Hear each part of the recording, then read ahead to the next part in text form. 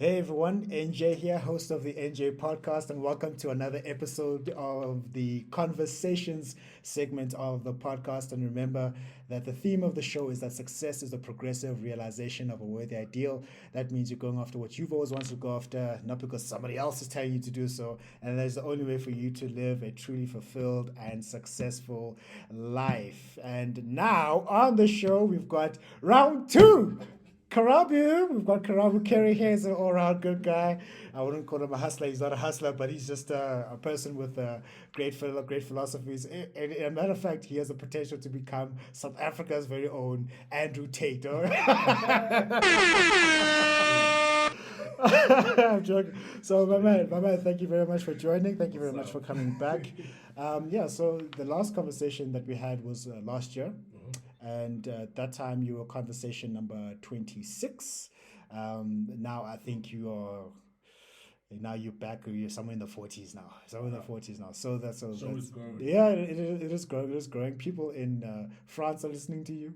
People in India are listening to you. People in Nigeria are listening to you. Nice. What's up, Niger? But more importantly, people from Joburg are listening to you. That's very important. So thank you very much for making your time, and your time is very valuable. So just give the people an introduction. Who's Karabo? Where's he been? How have you been since we last spoke about? Because this is a heavy show that we're going to do today. This is a heavy show that we're going to do. Yeah. Putting pressure, man. It's not pressure. It's not pressure. Yeah. You already said everything, man. You got my Karabo, Yeah. Kerry. Yeah. It's my majolum, Watate. Yes. Yeah, for the 2 hours. Yeah, so I think the whole point of me coming back, besides the fact that I'm part of this show in terms of following it, with family. I want to see this move up because this is not scripted. It's just a machita. Just chatting. Yeah. We're just chatting, and also the continuation of what we did.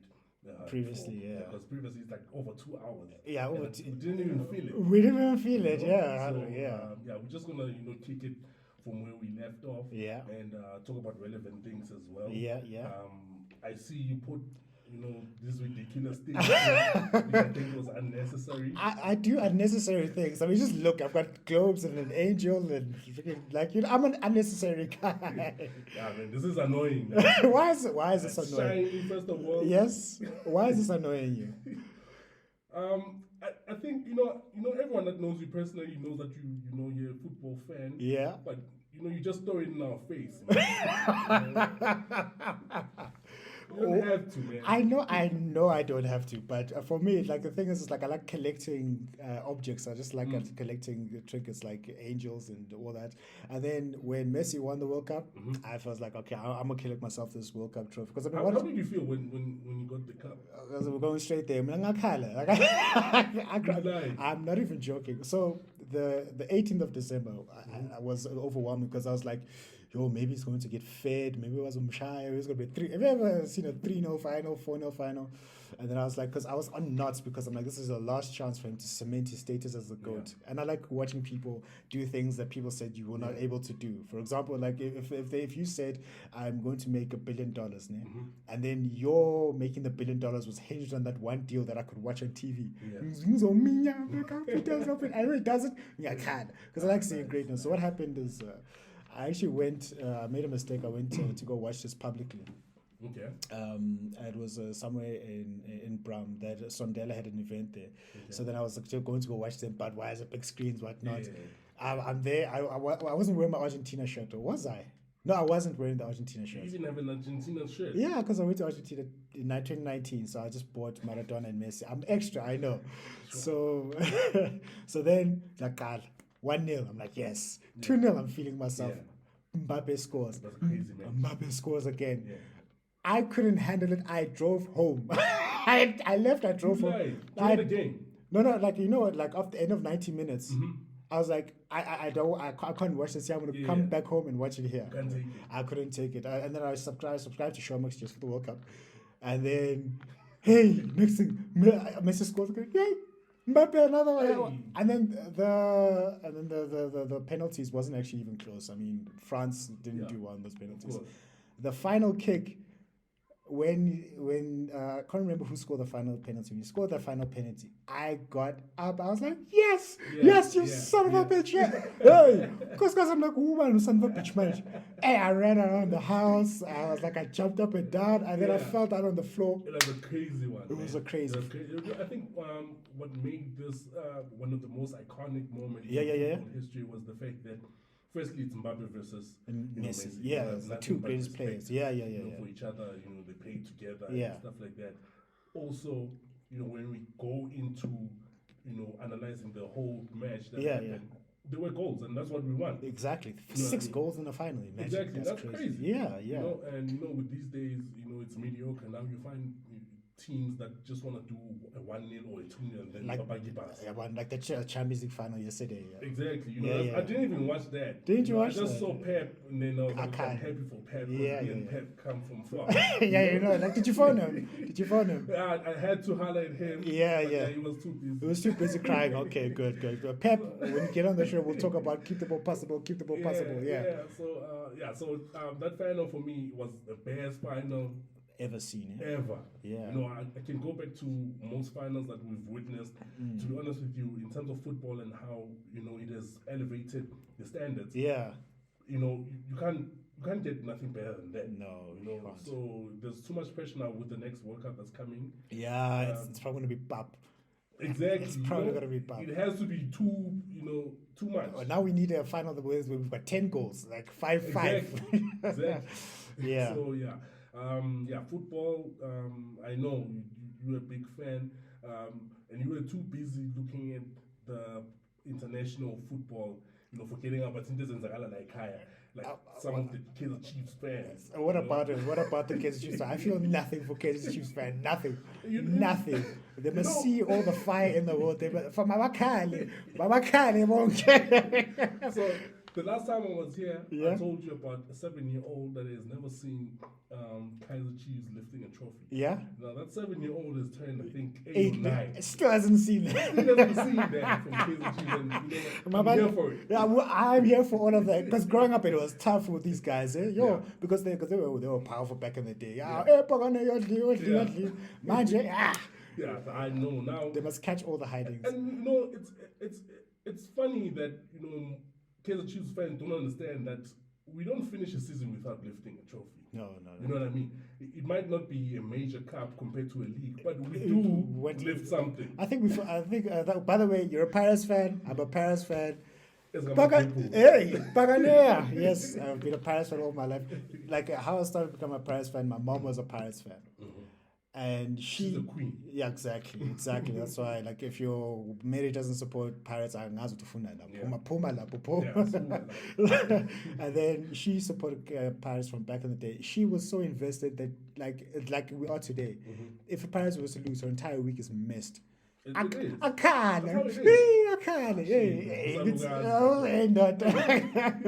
Yeah. So yeah, it is good. And then we won the Nedbank Cup as well, which is very good. Yeah, it was very very good. MTN 8, we got the double. Yeah. So that was the biggest achievement for us. Unfortunately, we ended on number 2 on the PSL. But for me, that's like first place. I mean, Sundowns has just ruined it. Exactly. They're City right now. They are Manchester City. Yeah. When we speak amongst Pirate supporters, we just say we won a treble because firstly we qualified for the CAF champion. Well, not first of all. Yeah. And we're one of the teams in South Africa that we've actually won. Up there. We've actually won. Yeah, we got a star and we can compete there at the highest level. Yeah, we can.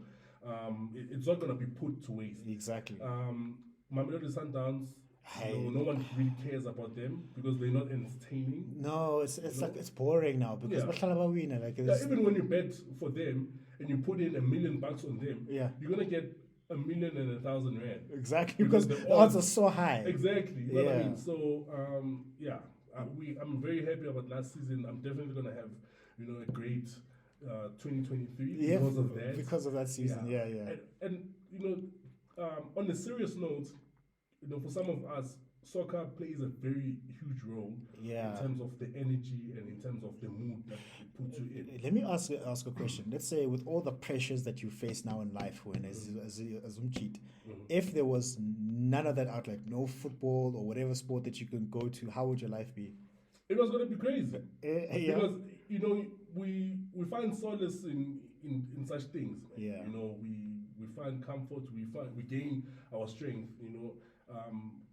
Other people go to church. I don't know why. What do you mean? Why people go to church? I go to church. Okay. You Must add some pianos there. I don't got that. I'll give you this. Well, for you, you're like, that's you. Yeah, the awkward exactly. part. Yeah. So without soccer, man, like as I was about to say that, it's one of the things that can really fuck up your week. Okay, yeah. If so, I'm in the sales and marketing industry. Sure. Work with numbers, and Yeah. I know if Pirates loses, chances are I'm not gonna perform well in that week. You know what I mean? And I'm being honest with you. And with us as salespeople, we work. How do your clients and your managers feel about all that? Would say, we have a down week. We're gonna have down week from Kerry. That's not even Exactly. Yeah. They know. They know. I mean, if we have our con call first thing in the morning, like tomorrow, the first thing that we're gonna talk about is soccer. Yeah. On a Teams call. What's up, guys? How's the day, guys? Sure. So. And with us losing, we know that it kind of affects the mood because we are energy driven type of people. Yes. So soccer plays a major role. Yeah. In our lives. If the wifey is giving you stress, you got soccer. Exactly. You know what I mean? Because you can't really go to your friends after fighting with the wife. No, you can't. You just have to watch. Yeah, if you do, that's the thing. They'll launch you. I'm like, she doesn't know anything, but exactly. Soccer. That's the major thing for us. Yeah, I call it the biggest church. The biggest church. Yeah, it's the biggest church. Even in church, where when I'm there conversing with friends, football comes up. It comes up. Exactly. Like even the pastor will make jokes about Man United. Yeah. And everyone in the entire congregation will get it. I'm like, we know. Yeah. So it's very powerful. It is powerful. Yeah. It's powerful. I mean, so with football being the biggest sport, I know we've got basketball. I guess LeBron James, it's fine. Are you also a LeBron hater? I'm not a hater. I don't hate on LeBron. Actually, LeBron James, I said something inflammatory. I said if LeBron James was to win this past title, he can be. I've got a new goat. Azanga bankibele. Yo, bankibele. Look, let me tell you something. That's why the Jordan fans came after me. They wanted to kill me. I'm one of the Jordan fans too. I was like, I'm joking. It's just a joke. Yeah, you can't joke like that. I know you can't joke with Black Jesus. You can't. I'm glad you said Black Jesus. He calls himself Black Jesus. Yeah, he is. Yeah. Look, you have one of the greatest basketball players like AI, Allen Iverson, who's, in my opinion, top 5 of all time. Yeah. Who once crossed over the GOAT himself. Yeah. He was speaking on his Hall of Fame speech, and he was like, the first time I laced it up and I was playing against Michael Jordan, I looked at him, and I was like, man, this is Jesus, this is God. So imagine someone at that level looking at Jordan like that. At that level, and the GOAT topic for us, the stats will say that LeBron James is better than Michael Jordan, but the clutch that Jordan has, the winning mentality, and how he wins as well. Exactly. Stephen A. Smith. He went 6 for 6 or 6 finals MVPs. They were allowed a game 7. Exactly. Yeah. Don't do that, Skip. Don't do that, Skip. That is blasphemous. How dare you? Exactly. You know him. Yeah, I know Stephen A. Yeah. So look, Michael Jordan is the GOAT. Yeah. I've just put a status now on my WhatsApp. It says until LeBron has his own shoe line, right? Yeah. Nike. So until a nigga gets robbed, of LeBron's, maybe we can now. No one. You can't tell me. I'm not. Listen. I'm a big fan of yours, LeBron James. I don't want this to go out and say you want to come on my show. Listen, we have the same name, James. Come on. But I haven't even seen a James shoe. Thank you. I haven't seen anyone wear a James Thank shoe. you. Exactly. I Yeah. mean, there was a Spider-Man movie that just came out when I watched it. They were talking about Jays.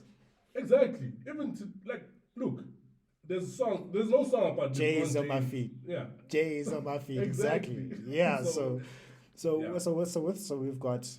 Yeah, we've got Michael Jordan, we've got tennis, and all these greatest all-time players. For me, the greatest athlete because of football is Lionel Messi. Okay. Because of football, because of how big football is. Can't debate that. I'm saying the greatest athlete of all time for me, Hmm. because of the reach of football that football has to be Messi. Because think about it, it's the biggest sport in the world. It's the biggest sport in the world. That's not even a debate. It has got more people play the sport, and then Messi comes along as universally known as the best in that sport. So from using that argument, he has to be the best athlete ever. It's a very tough one, man. It is a very tough one because Very for tough. me, I mean, for me, it was always Jordan as the best like athlete, and Yeah. then I had your Roger Federers and all those guys. But now I had to sit and think after the World Cup. I'm like, There's Floyd Mayweather. who flagged Money Mayweather? Because Gold. the goat, according to you, yes. He's a gold, man. I don't want to have this talk. We already spoke about that in the first segment. Yeah, no, we talked about that already. Again, like for me, I say if someone says if people say that Mayweather is the goat, I'm not going to fight you. Yeah, you can't debate it. I'm not going to debate it. Exactly. Yeah. So, you know what? Let me just say, I agree with you that Messi is, one of the greatest of all time. Yeah. But Across for me, sports. I don't have a GOAT across all sports because it's very hard, man. All these guys are doing very well. In their respective sport, Exactly. yeah. Because I mean, this debate came out like watching those sports debate shows. You know, like first of all, sometimes GOAT debates are just useless. Sometimes it's just like so they'll bring in. For example, in the basketball GOAT debates, at one point they wanted to put Curry as a GOAT. I was like, this is where I stop. Steph. Yeah, Chef Curry as the not greatest yet, man. player ever. Not yet. He's already lost 2 finals, so it's a bit Yeah, late. no, It's a not bit yet. late, ne? It's a No, bit not late. yet, no. It's a bit late. Will he ever get there? Yeah, No. I don't think so. No, I don't Not think so. yet, man. No. Yeah. No. So yeah, I because think the word goat, has been overused, Yeah, and it's very dangerous to use that exactly. word. You know what I mean? I mean, you could go like out who's pumping gas for you, a shell garage. I'm like, what? You're the goat. You're the Yeah, goat. And I like- pump 5. Yeah, you're the goat. It's like, what are And you like, doing? do you even know? And especially, I was having a tune this 2000 not too long ago. Why are you debating about 2000? I wasn't even debating. I almost said debating. I was like, I tuned him shit. I was. And he used the goat carelessly. I was like, do you even know what goat stands for? It Yeah. was like greatest of all time. I was like, okay, sit down and think. Yeah, Greatest of all time. Yeah. All time means all time. It's like- Before this person was born. exactly. Up until Present. now, And then also the future as yes. well. We don't know about the future, but like, Yeah. And then he thought about it and he was like, yeah, you're right. I'm like, yeah, stop using the word carelessly. You can't talk about Lil Uzi Vert as the greatest of all time. You can't say he's goated. He's not a goat, He's a great person. Like he's a great. Yeah, athlete. he's great at what he does, but not of all time. That's why we need to go back to basics. Go back exactly. Yeah. Like for you to be considered the greatest of all time, you need with the one word time. Yes. You say you need time. Exactly. You need longevity. You need Exactly. to have done really well for the time that you actually Yeah. operated in. Not everyone's the goat. Man, come on, you need to be different, man. Question. I did on this whole goat debate. In terms of rappers, I didn't ask you this question. Like, who's your top 5 rappers? It's hard, but then And on top of my head right now, And I'm gonna tag them on the. it's fine. On top of my head right now, without even thinking deep into Sure. it, I can say Jay-Z. Jay-Z, yeah. I mean, lyrically, he's a beast, man. From when he started, I mean, Jay-Z, when he started with Jizzo, The Black Album's untouched, eh? and at that time he was already, a mogul. Yeah. I'm talking about him in the 90s when he started. Yeah. When he was rapping fast. That for me is like a great foundation of a great lyricist. Yeah. And an MC. I can put Weezy in there, Lil Wayne. Lil Wayne, I yeah, know a lot of people wouldn't agree, but then when I started listening to him when he was still part of the Hot Boys, when he was still a teenager. Yeah. And that's the real Lil Wayne that we know, not Yeah. Lil Tunji. Yeah. I said Lil Wayne. Lil Wayne. And then, sure. So it's gonna be Jay Z. You've got three more spots there. You've got three more spots. Just Jay-Z, Lil Wayne, and this is no particular order. In no particular order. In no particular Okay. order, because the order will get people in trouble. Like Exactly. yeah. Sure. I'm gonna put in Kendrick Lamar. Kendrick Lamar, for me, is one of the the greatest storytellers. Yeah, I still think Drake is better than him though. I was about to throw in, Drake. Look, Drake, we can debate about that one because Drake has a lot of body work. He's got a lot. Yeah, he's got a lot of work. Like, he has a lot of work. He has a lot to offer us and a lot to still offer. I mean, I wouldn't be surprised if Kendrick can say I have retired. Yeah. Because it takes time to make dope music. But in that time that he makes it, it becomes impactful. Yeah. All his albums that came out with dope. I mean, the last one, Mr. Morales and Big Steppers, was dope. Drake, so I've got one left. Yeah. And I have to throw in, I don't want to say J. Cole, but I might end up saying J. Cole. Yeah, J. Cole's good. But I'm not going to add J. Cole. I will say Lupe Fiasco. Lupe Fiasco Because he's Come an on MC. now. I'm serious. I'm thinking come about on it now. now. Come on now. I'm serious. I'm thinking about it now because Lupe Fiasco is not a typical mainstream rapper. Sure. He does not have a lot of hits. Yeah. He's not a diamond or platinum artist. Yeah. He's not a typical award-winning artist, but in terms of hip hop, he understands the technical side of it. Yeah. The academic side of it. Yeah. He did a lecture at some university. I'll quickly find out. You can even look it up. Yeah. There's a lecture where he breaks down rap. I think the clip is like an hour or 2 hours long. So he's actually, teaching rap. Is this Lupe? You say this is Lupe, yeah? Lupe Fiasco, yeah. So when you listen to his lyrics, one of my favorite songs and favorite albums, Food and Liquor, Droga's Wave. He's a great storyteller. So you must please research about him. Yeah, I will. I know that you only know Kick Push, Superstar, all these songs that were mainstream. But not the deeper just ones. go deep into it, and you're definitely gonna. He has a course in MIT. Exactly, MIT is. What? So you must remember, this is an elite university. Yeah. You're a scholar, Yeah. So for him to be given such a platform, it means that he does have a huge, impact in the culture. Yeah. So he breaks down rap and hip hop very well. He simplifies it, also gets deep into it as well. He's like the new age Rakim. Rakim, yeah. So okay, so I get you. So you've got Jay-Z. You've got, you said Lupe. You've got Lil Wayne. You've got Drake, and you have Kendrick. Yeah. Okay. All right. That's a very interesting choice. Just look it up. Look him up. No Eminem. I don't want to say I'm racist. You are racist. I'm not racist. You I'm are not racist. white friends.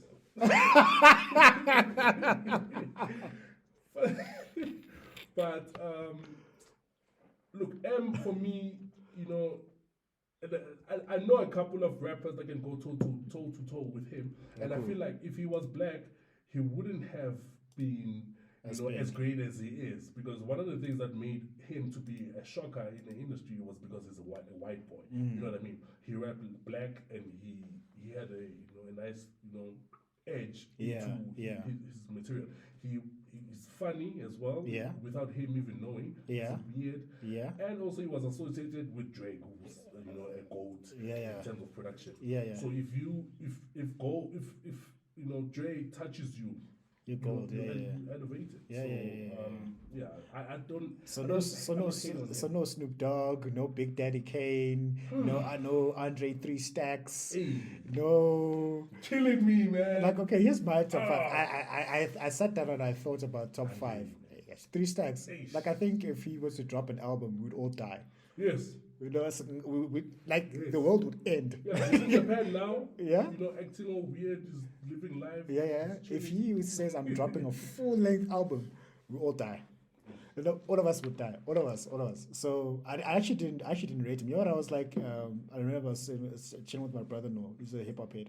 I was like, why do people think that Andre 3000 is so good?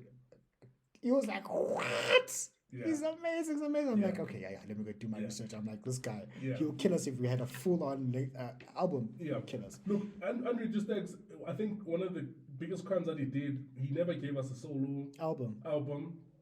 And all those snippets that we've heard from him really showed us that he was a goat. And when you research about him, most artists, they actually consult to him. Yeah. There's a video where Kendrick, makes him to listen to his album before he released it, and he gets, a thumbs up. Yeah. I know this new, it's not really new, Nigerian rapper, Toby Ningwe. Toby Ningwe, I've heard of the name. Toby Ningwe, you must check him out. Yeah. His flow is the same as Three Stacks. And he just reminds me of him. You must listen to the one a freestyle that he did on Sway in the Morning. Yeah. It sounds exactly just like Three Stacks. Lil Wayne, in one of his raps, he compares himself. There's a song called Maybach Music. It's by Rick Ross. I know you know it. But DP, what you got? You got something for us? Oh, yeah. Turn that up, Troy. I ain't gonna waste no time. Come on, man. Look, first time I was on Sway, I was broke. It was me and Fat. Now I'm back, 3 kids later, rich and black. Fresh up off a song with Pharrell, but still be strapped. Cause hell, I'm from where itchy trigger fingers just kinda stretch your life. I hail from the land of purple stripe. Where legends like Fat Pat and Pokey done broke the mic. Don Key taught me to pimp the pen till it hurt the right. And Paul Wall said when you smile, hurt they sight. I could do that. Word to Lil Flip, here Clover G. Shout out to the dummies who thought I'd only rap locally. Nowadays, I be overseas and fed overseas. So much so, I can so believe say we about to have some more kids. Yeah, I shoot up the club. Southwest LA, Texas, I grew up with thugs. I don't type text or use my thumb. He is. See, I know what I'm talking about. Yeah, you know what you're talking about. I didn't say you didn't know what you're talking about. I know you know what you're talking about. I know what I'm talking about. Yeah. So Tobe, he reminds me a lot of Three Stacks, and he's like a reinvented Three Stacks. He doesn't mind people saying that. There's a line on the song by Rick Ross, who was featuring Kanye and Lil Wayne. There's a line where he says, "You see the Biggie." You see the J and Tupac in him, Kurt Cobain and Andre the Stacks in him. So he's naming all the goats, that at the highest level in their category. And then they all wrapped all into the sky, yeah? Exactly, you know what I mean? So Andre the Stacks, I'm sorry I didn't mention you, but you didn't give me a body of work, so that's why I'm not gonna put you on my top 5. Yeah. So it's Three Stacks, I got you on my top 5. We'll get you on the show. So my top 5, and I thought about it because people like these whole top 5, top 10 lists. So I take some time to think about it. Sometimes I think they're just useless. Can we just enjoy people while we can? So for me, it's Eminem. No particular order. This is my order. No particular order. Don't do that. Stay on. Stay. I was about to leave. I know you're about to leave. Because I like to say things that are inflammatory. Like do that, man. That's fine. Because look at your reaction. Look at your reaction. But a lot of people will agree with that. There are a lot of people who agree with that. I don't know. Well, you don't know, of course, because you're racist. I'm a globalist, like. You're the one that's looking for a sponsor. Exactly, so I'm a globalist, So there's Eminem, Jay-Z. Cannot can't have a top 5 without it. Some people have a top 5 without Jay-Z. Can you imagine? Yeah, exactly. So that's blasphemous. So it's Eminem, Jay-Z, Andre 3 Stacks. Biggie for what he gave us at the time. Actually, you know what I'm gonna do? 5 songs by B.I.G. Actually, wait. Let me stop. Exactly. Let me take Tupac and Biggie and put them outside the top 5 because they weren't alive long enough to give us all these things. We have to be real. We respect the dead, but we have to be real. Yeah, okay. So I have to put in Lil Wayne there. Okay. Lil Wayne. So I've got one left. KRS-One. But he's dope. Yeah. KRS-One is dope. KRS-One, Rakim, Big Daddy Kane, all these guys are phenomenal. But for people that I can say that I sat down and I listened to, I'm going to have to put in Kendrick. So I've got Eminem, I've got Jay-Z, I've got 3 Stacks. Cannot not have 3 Stacks there. Lil Wayne and Kendrick. Look, it's a decent one. And a lot of people can definitely I agree with it. You can't debate much about it. Yeah. And you are a certified hip hop head. Yeah. Just for saying that. Just for saying that. And I'm glad you asked me about Three Stacks because it's one of those things that are dear to my heart. I'm sorry, like, that I only speak to. even though this is a channel that people should also watch, it's got Hip Hop DX. I think it's Hip Hop DX.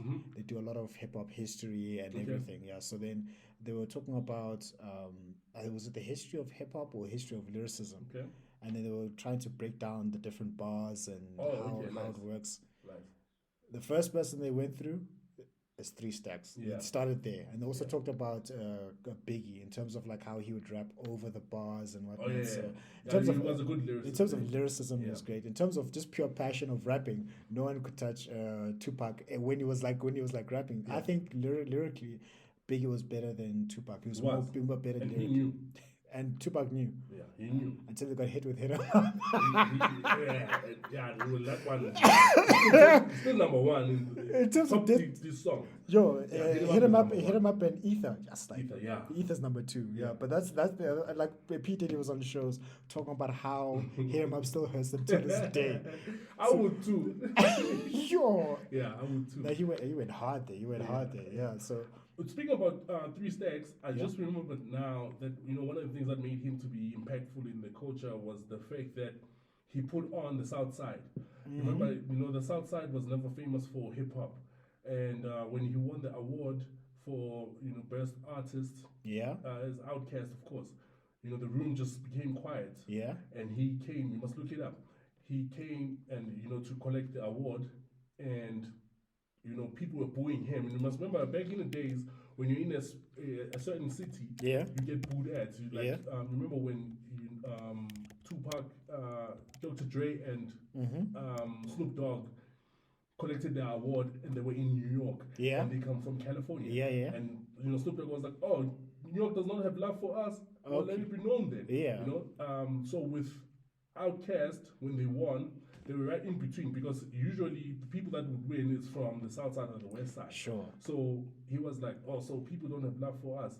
Then we represent the south and we got something to say." Yeah. From that day, the trap music, the sound that we hear now from the south, yes, was birthed from there. So they gave us all these screw guys, huh?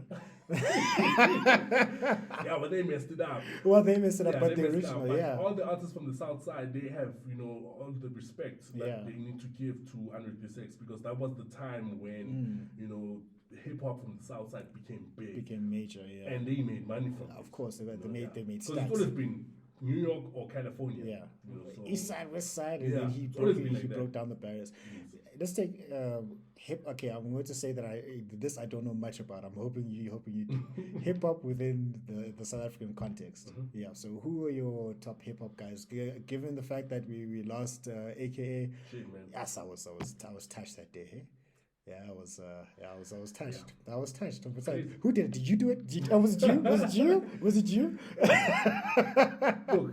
Look, that case, knowing South African law, it's never gonna get solved. no one's gonna be. We're still waiting for our captain Usenzo. We want justice for some man. Yeah, nothing's gonna happen. Nothing's gonna happen. Yeah, I mean, they sensationalize the type of bastard thing as if it's a new thing. People escape prison each and every day. I mean, there's a gang called Amarav 3. Amarav 3. Amarav 3. Jeez. Those guys are known for escaping. I should interview one of them. Like, yeah. So how do you guys do it? I can get one of them for you. Please do. I will. Please do. As long as I don't think you don't understand. Yeah. So are you comfortable? Not on camera. No, I know them. Some of them we grew up together in the hood. Come on, man. I'm not learning. Oh shit. I know people who steal people's tax money. Like I've heard of, not that I know them, I've heard of them. So yeah.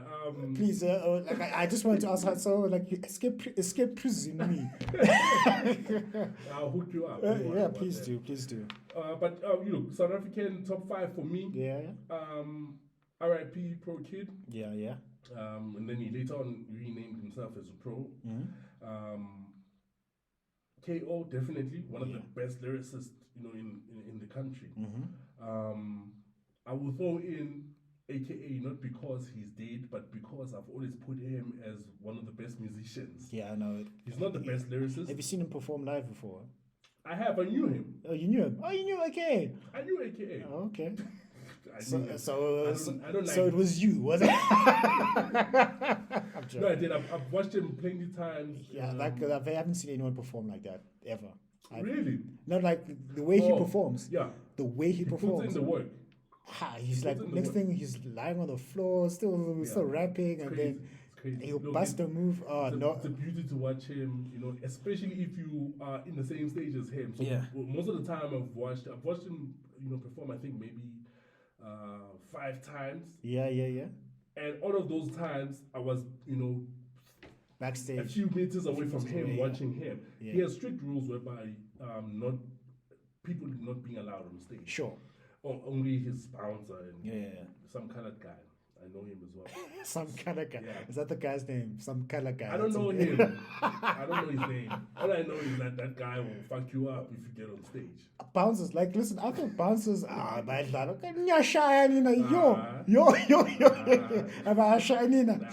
yo, bouncers. Yeah. Guys, Shame if up. guys, if you're in a club, don't say, today is the day for me to pick a fight with the bouncer. Don't say I Don't didn't do tell it. you. No, don't do that. Don't do it. Like, because I think in the club rules, I think it's like 1 bouncer for every 100. Mm. So when I heard that, I'm like, but 100 people. I'm like, how's he gonna control 100 people? Hey, why shit? I want club. Yo. Yeah, so yeah, look, AKA was one of the best performers in the country as well. Yeah. I actually got the bottle from him when he came out, Cruise, when he came out. Yeah. I'll send you the video. Yeah, please do. I think I posted it on my WhatsApp when he died. Yeah. Yeah, but I'll send you the video. And then, so I've got 3, ne? Yeah. And then, You've got Pro Kid. You've got Pro. Pro. He was Pro Kid. Now it's Pro. KO. One of the KO. best lyricists. yeah. You have AKA. Yes. Yeah. You And got 2 more. then, damn, hip hop. Yeah. In essay.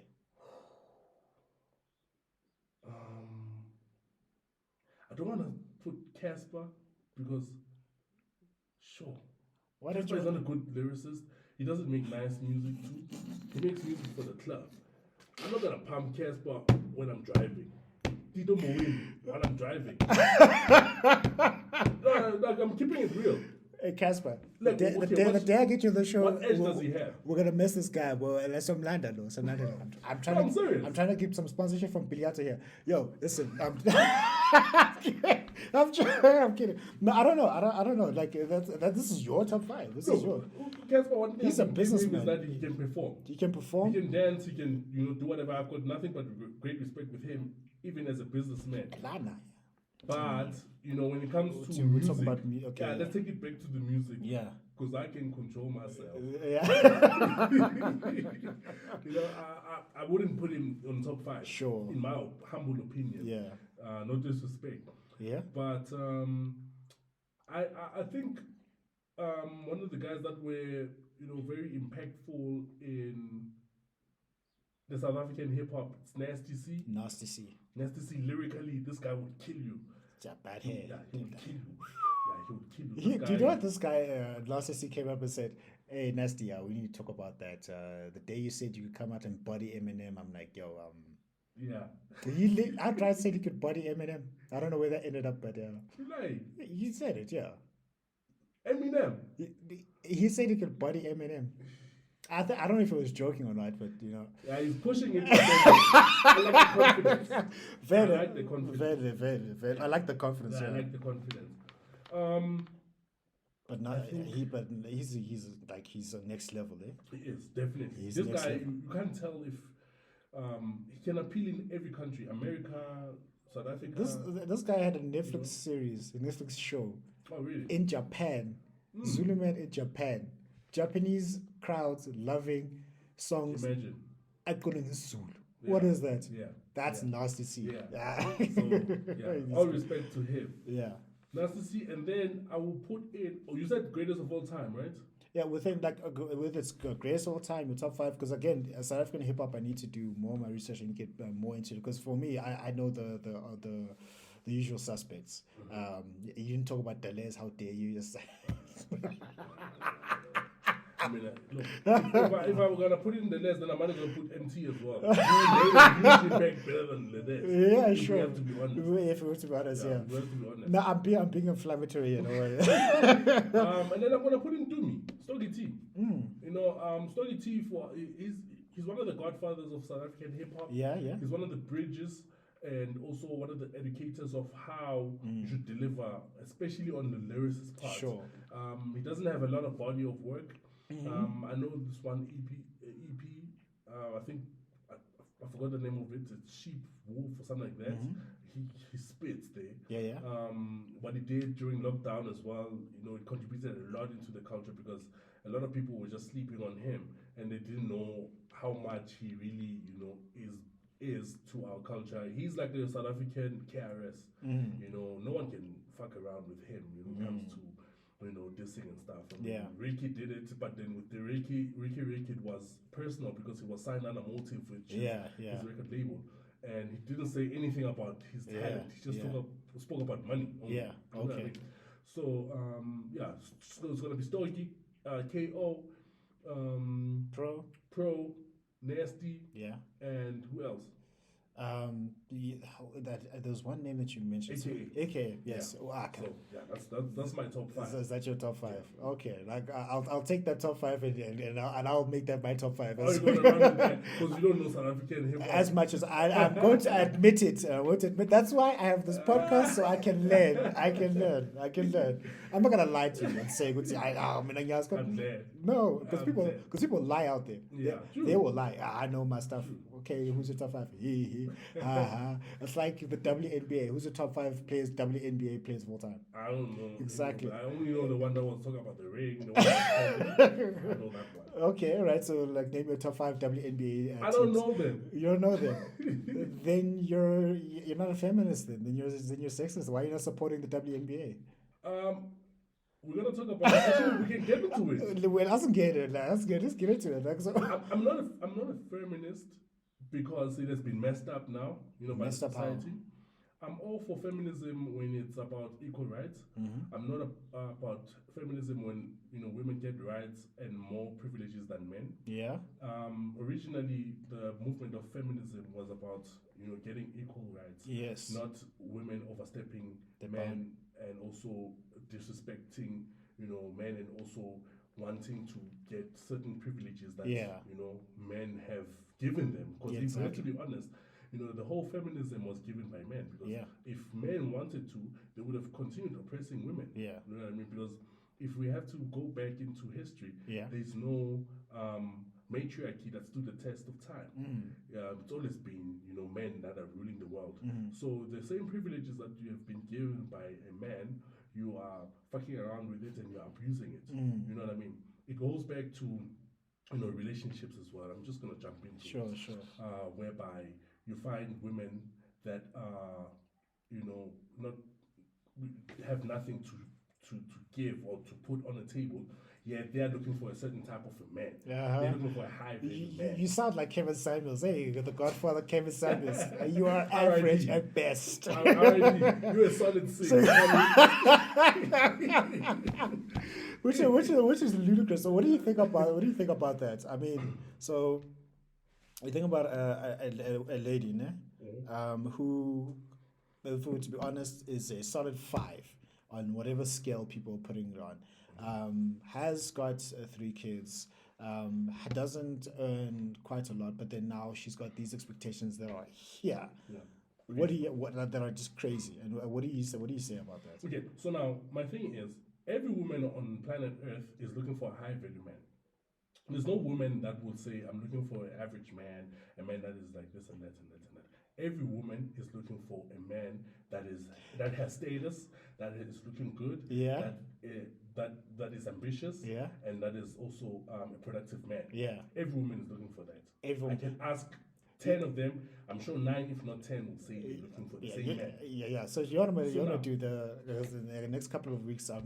Actually next week, I have another friend of mine, a female. I'm gonna talk about this exact. I'm gonna ask her this question as well. Please ask her what are you looking for in a man, physically, and also what attributes are you looking for in a man. She'll tell you exactly what I'm telling you right now.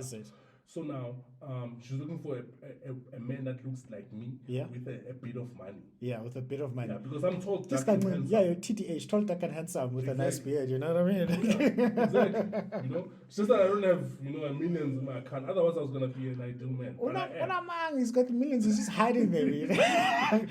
You want to put an Ashraf Hakimi. Yeah. So now, with wanting that, Yeah. women now are not also becoming high value women.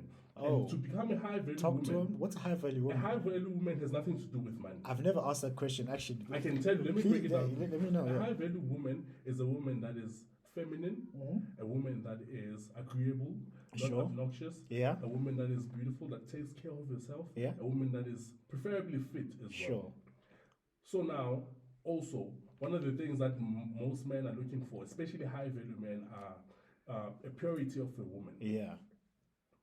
Throughout history, Hey, men you're have gonna get always yourself wanted- get yourself into trouble here. Purity. No. of woman. I have to say it like it is, because as much as we live in modern times, Yeah. we have to tell it like it is. Yeah. And, whoever that's gonna take this sideways, Yeah. she's not gonna learn from it. Yeah. But what I can say to you is, every man is looking for a woman that is pure. Sure. Obviously, we're not expecting virgins, but also we're not expecting niggas that have ran through you. Men and women are not equal. Men and women, look. No, Karen, I'm entertaining. Yeah. So now, the attractions that we have are not symmetrical; they're Yeah. asymmetrical. Yeah. Meaning that whatever that you like may not necessarily be what I want. Yeah. So you want money, Yeah. you want the status, you Yeah. want someone that is, confident and ambitious. Yeah. I'm not looking for that as a man because those are masculine traits. Sure. I'm looking for a woman that is feminine, a woman that will be able to take care of the family, a woman that will support me, Yeah. and support my goal as well, Yeah. so that she can benefit Sure. from whatever it is that I'm building. Yeah. We are there to provide and protect. We're not there to compete with our partners. Yeah. Any woman that says, no, we equals, no, we doing this. You But can come say on, we man. partners, but Yeah. then you can't say we equals and stuff like that. Yeah. Even big companies, when they merge, they're not equals. Yeah. One company joins the other. Yeah. There's no two CEOs, there's no two presidents. Yeah. It's a leader, and then there is, I don't want to say follower because they get triggered by that, and then they get lost into, Yeah. the wording. Why do you think women nowadays, not all women, let me say some women, don't want to follow the leadership of a man? It goes back to feminism. It goes back to women being given the same platforms and opportunities as men. Yeah. And then they abuse that, and then they think that they are men as well. Because you must remember, having money, you're gonna need to be, masculine Yeah. in a role. There's no, feminine woman Yeah. that is a boss. You need to be masculine. Very masculine, and, yeah. a masculine man, a macho man, a high value man doesn't see that as attractive. Yeah. This is why you won't see, a Andrew Tate, whoever that is, I would think a high value. So how do you like I say, you've touched on it, but let's be I want us to be very, very clear. What is your definition of a high value man? A high value man is a man that belongs into a higher social status. You need to have money. If I have to be blunt, Yeah. you need to have money. You need to have worked so hard in life that you are building a society. Yes. A man that is very active in building a society. Yeah. A man that is looking good. A Yeah. man that is taking care of themselves. Yeah. There's a lot of guys that are ugly, but money, can make up for it. But at least they like, you can be quote unquote ugly, but you like taking care of yourself. Like you're making the best of your appearance. Like you're Yes. going to taking care of your hair, Yes, taking care of your exactly. nails, taking Exactly. care of your Yeah. your threads. Yeah. Yeah, and a lot of people don't understand that high value men. There's not too many of them. It's like 5 to 1% in the world. Jeez, like. And then you have a lot of women Yeah. that are looking for that one person. So not everyone is going. Just looking at the math. I'm not good. I'm not the best at math, ne? Yeah. But just looking at the math, not every Yeah. woman who wants a high value man, based on the ratio of them being available, is going to get them. Exactly. My thing is, in order for you to attain that type of a man, you need to be a high value woman. Yeah. And I've listed things that make you a high value woman. Sure. If you're gonna come up and be obnoxious and not agreeable, masculine, and do all those things, sure, it's fine. You can get your money and you can be, a masculine woman. It's fine. That's good for business. Yeah. But if you're looking for a high value man, you need to be feminine. Yeah, can a question that I can ask? I mean, given where we live, how we live today, it is very possible, even more probable, that people in a relationship, a woman will earn more than a man. Yes. It happens. It's very, very possible given the world we live in now. Yeah. So let's say you've got this scenario. You've got a woman that's very masculine in terms it comes to work and comes to business. Do you think it's possible that she can switch and then at home be that high value woman? You don't think it's possible? It is not. You don't think it's possible? My thing is this: let's say you get married to a high earner, not a high value woman, a high earner. Yeah. Chances are there's a difference between high earner and high value woman. Yes. Okay, yeah. So now this means that she's taking care of you because she's paying most of the bills. Sure. You can chip in there and there. You can pay for a petrol. Yes, like but I it's need. not doing anything. You know what I mean? Because with your salary and or without your salary, things are being taken care of. And there's no way in history that shows women taking care of men long term. She can take care of you for a couple of years, but if you are not ambitious and you're not showing potential of becoming greater than her, she's not going to stick around. That is a fact. That is very true. That is a fact. Based on what I've seen, I mean, there's this one very powerful CEO I used to work with. Dynamics are different. She's very ambitious. She's masculine. She's masculine. She wants to buy Chelsea. She wants to buy a Chelsea football club. I don't. Yeah, and then guess what her husband does? Saintly. He's a bitch ass nigga. That's what he is. No, he's at home. He's at home. Yeah. I don't want to sing this and then, but like he's at home. You say a BAN bitch ass nigga, but what if he decided to just that's what he wanted for himself? So my thing is this.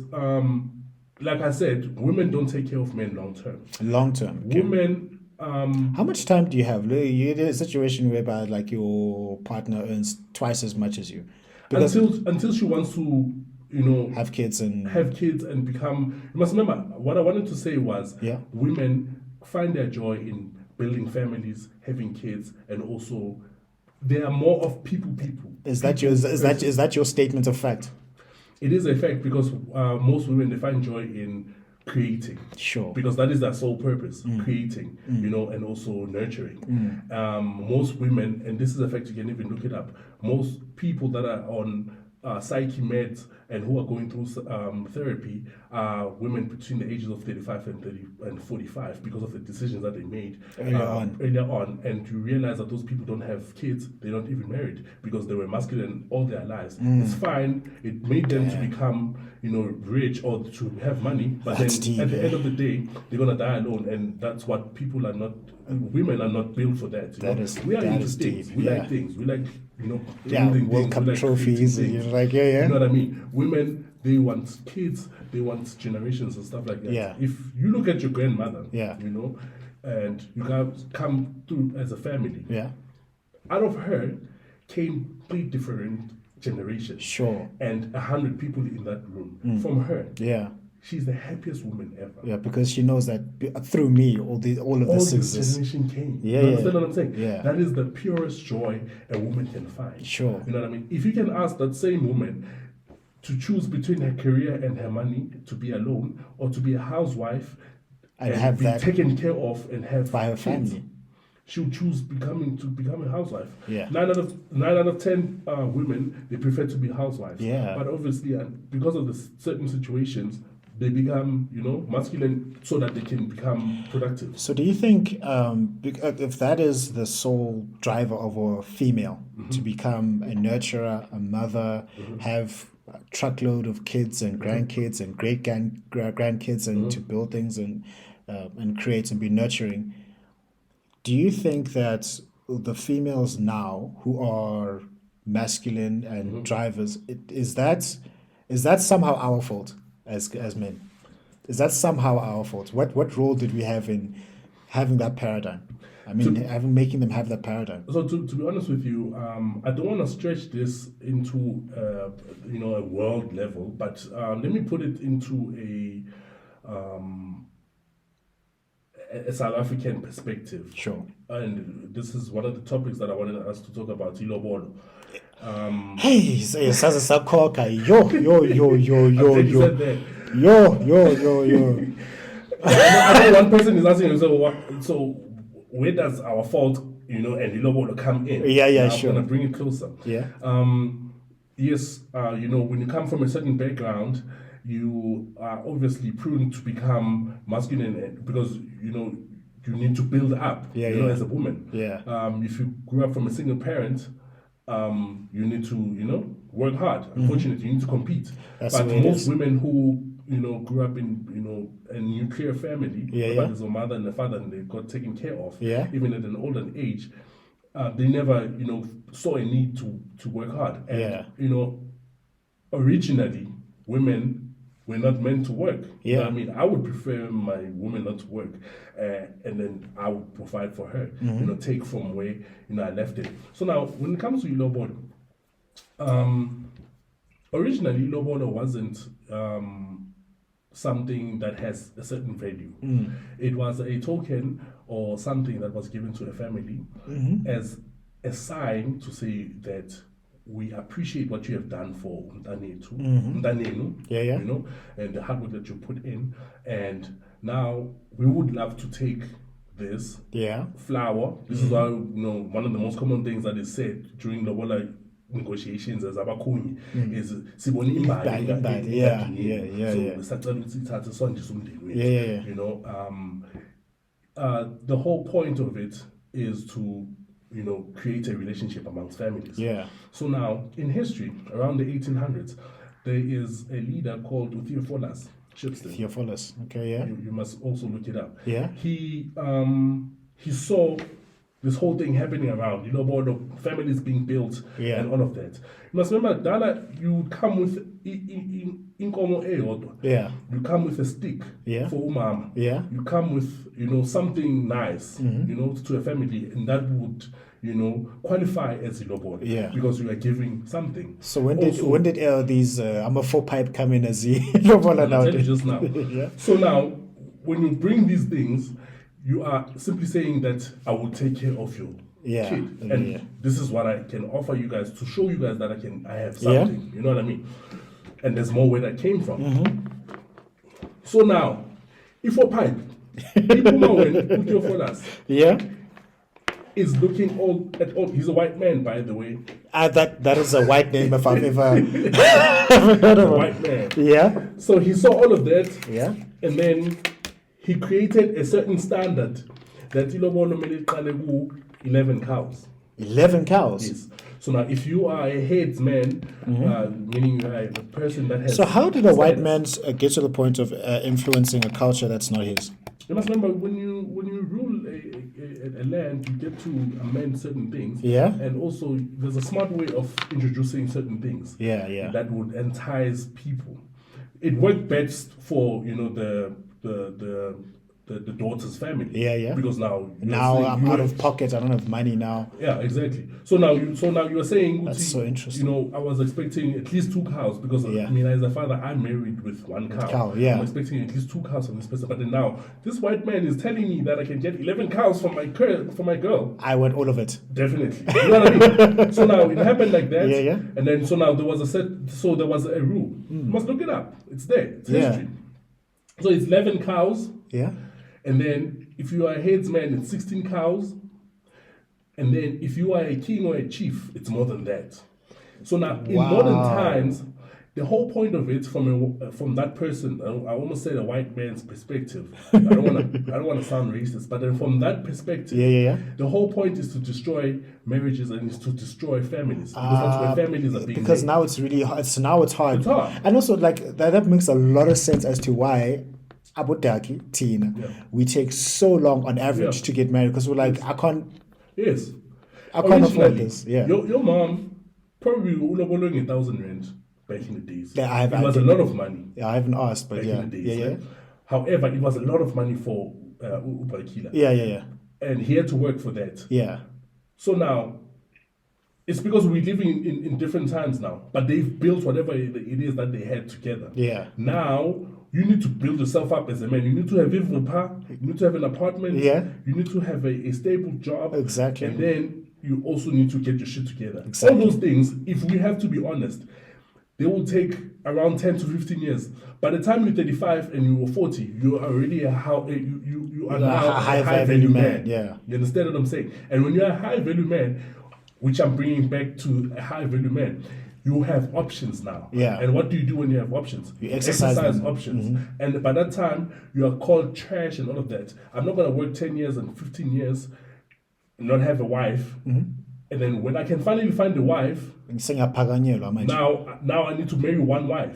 You understand what I'm saying? It's like, I want all of it. exactly. All You of understand it. what I'm saying? So I think, the whole point of, and it goes back to, families. And Yeah. I was speaking to Munyubaba Mdala, and he's a very smart man. Yeah. He told me to say that if my daughter would get married or find someone, all I want is just a cow, a sheep, and just a nice, beautiful stick only.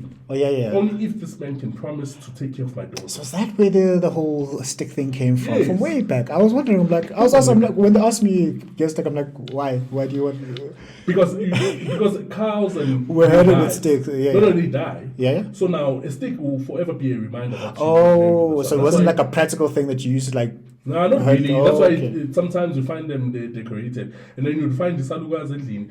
Athi awuqoqele le nduku le lapho ngayithola kaNkosi ithathe indodakazi yami. You understand what I'm saying? I'm just making an example to say that that's a reminder to say that umntana wala ekhaya walotsholwa. Here's something that we have to prove for it other than a letter.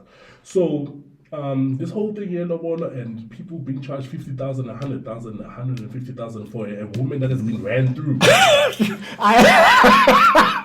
I get you. I've any tricks is bourbon. Oh my god. That is actually a very fair point that you put there. That is a very fair point. It's like, think about it this way. It's like you work, or like a list example of cars. You work all this year. You 15 years. You're grinding. You're working. You're on those sales calls. You're closing. You're doing all of these things. Yeah. Now you have 10 million right now. You want to take just the 2 and you want to go buy yourself a nice car. And then someone's going to sell you a used car that needs a lot of maintenance, a lot of mileage on it. It's not fair. A lot of mileage on it. Yeah. And then when you say no, the car dealership is like, God, was trash. But that's not the case. Yes. So They that's say you're exactly what's happening. So let me make it this analogy. Yeah. Women, they are born with their value. Yeah. Men gain their value over time. When you are a woman, That is so deep. I've never thought about this. I want to repeat what you said. I'm gonna say it again. Yeah. Women are born with their value. Yeah. Men gain value over time. Sure. So this is like a trust fund baby that already has $1 million. Yeah. Versus a man that needs to work Yeah. in order for them to get that million. Yeah. So now the only thing that is actually, women are playing life on easy mode. We're busy on legendary now. We're busy on easy mode. Yeah. They're on easy mode because the only thing that you need to do as a woman is just retain your pureness. That's it. You must not be. You're a gatekeeper of sex. You're a gatekeeper of Children as well. So you That's how can't, powerful women are. Like, without a woman, there are no children. exactly. So now, the best thing that you need to do in order for you to shape your future is to become feminine, work on yourself, go to school, study, and not let boys to run through you. You definitely attract a high value man. Yeah. While a man, us as men, and I always tell niggas this, you need to work hard and get your shit together in order for you to attain a suitable wife. At the You end understand of what the I'm day, saying? You can't, exactly. Because let me make this other example as well. Would it be fair for me to say that I stay with my mom? Yeah. I eat Cheetos every day. Yeah. I'm fat. Yeah. I don't take care of myself. I don't go to the barber shop. I don't work. I don't want to work. And then I say I want a beautiful woman that looks nice. Nope. Sounds ridiculous. You're not gonna get. But guess what? They use That's the how same logic. women say that. You have. I'm going to clarify and say some women. Let's not say all. Most women. I said most women. Most women go queen You know your worth, girl. There's no girl that will say, I mean, I'm going That's very true. Women, like Dr. Umar Infatunde, he used to be Umar Johnson, you know of him. Now he's changed his name to Infatunde. He was very influential in when I was like studying consciousness and business and how us as black people can build ourselves up. He made the point, because he was making the point that he doesn't believe in interracial. You've heard him say this. Doesn't believe in interracial marriage whatsoever, because marriage is an economic agreement. It is. Okay. I'm not going to talk about the whole interracial part, but what he said after that was very powerful. He said women always marry up in economic status. They don't marry down. I was like, exactly. They don't. I need to do my research on it. It goes back to saying that look, we do have those bitch ass niggas that are being taken care of by the men, by the women. Yeah. But what I'm saying is, and I can take a woman can never take care of a man long term. Yeah, can you name these guys so I can get them on the show? Like, how did they won in life? What they need to win? Oh, they won in life. Like as some of us are working like maniacs, and then that's between stress. Sivulama podcast Karabo Kerry bazofika high value women. We're busting our tails. They're chilling at home. How do you do it? How do they do it? I want that for myself. So it's the same thing that he's doing. Also with regards to attraction. Yeah. Men, they date, across or down. Yeah. In terms of status. Sure. Women, it's across and they marry up. Yeah. This is why in the kingdom, a king can marry a peasant and make her a queen, but a queen could never make her a king. This is why the queen married a nobody commoner, but then that person was never king. That is so deep. Those are the things that show you that you need to get your shit together as a man in order for you to become that man that you want and to attract the type of woman that you want. Sure. With a woman, and I urge women who are listening, whatever it is that you did in the past, it's fine. But just try to shape yourself to become a high-value woman. Is it the? Can you forget all that? Can you forget all that? No, I'm just saying. I'm asking you as a personally, like let's say you meet a girl blows you off your feet. Yeah, I wanna know you shot. Then because another friend of mine, I had him on the show.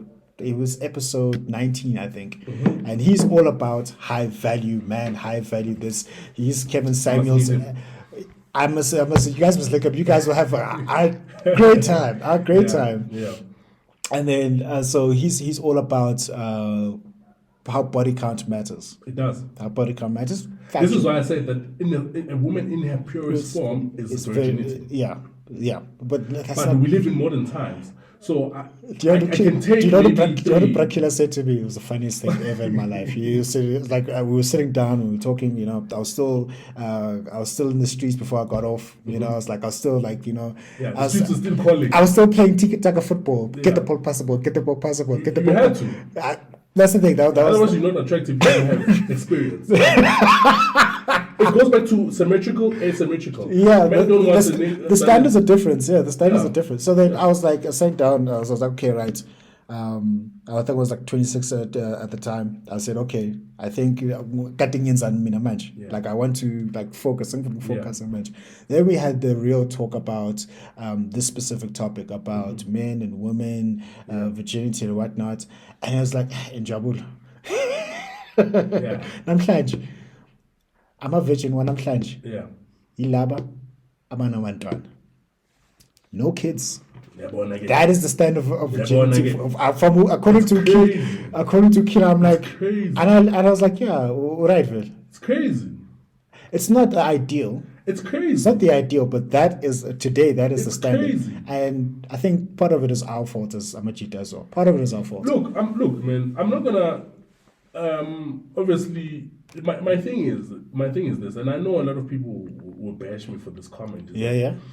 A woman is a gatekeeper of sex. You control who fucks you. You control who you have a baby with. Facts. You could never go back and blame. Unless you were violated. Again, that's if you were violated, and we're not talking about that. Okay, yeah. You know what I mean? But, if you come at me at the age of 35 and you have a body count of 110. 15. No, 15. 15. 15 is a lot for you, eh? No, we're trying to build something here. You know, one of the biggest fears that men have, What? the biggest fear that the men have is to question if the child is his or not.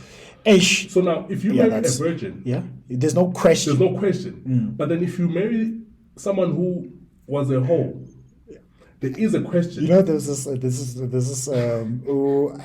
don't know if you saw the roast of. It wasn't Sumis. It was the roast AKA. of. No, it wasn't the roast of AKA. The roast of Kanyibao. Yes, the roast of Kanyibao. Celestine Tuli. The day I meet her, I'm just gonna die laughing because like how funny she is. Like there was this word that she said. She says, "Hi, labo nondinto abadliwa amadoda." I was like, Yeah. that is a deep word. Yeah. A deep word. Like, okay, what's the first thing that women say when they insult other women? It's fabulous. Yeah, you bitch, right? Because that is the greatest insult that you can give a woman. Yeah. And then what is the greatest insult that a man would give another man? Same thing? No? Loser. Oh yeah, you're a loser. You're a loser. Like you're not Because achieving getting anything. girls. Yeah, you're not achieving anything, and also you can't get girls. Exactly. Yeah. It goes back to symmetrical, asymmetrical. Asymmetrical, So yeah. now, if you used to bang a lot of women, Yeah. you become attractive. Yeah. We see that in Drake. We see that in Future. We see that in Andrew Tate. We see that with a lot of men. Yeah, yeah. The fact that a lot of women are still attracted to you, even with the knowledge that you fuck a lot of women, Yeah. shows that having that status and attraction to a lot of women makes you a highly wanted man. Yeah. But then if our Bambi, If I no man is gonna touch you. You understand what I'm saying? if I So I'm trying to eliminate the thought that women think that we are the same. To Yeah. say that, okay, look, if you don't want a high body count, I also don't want a high body count.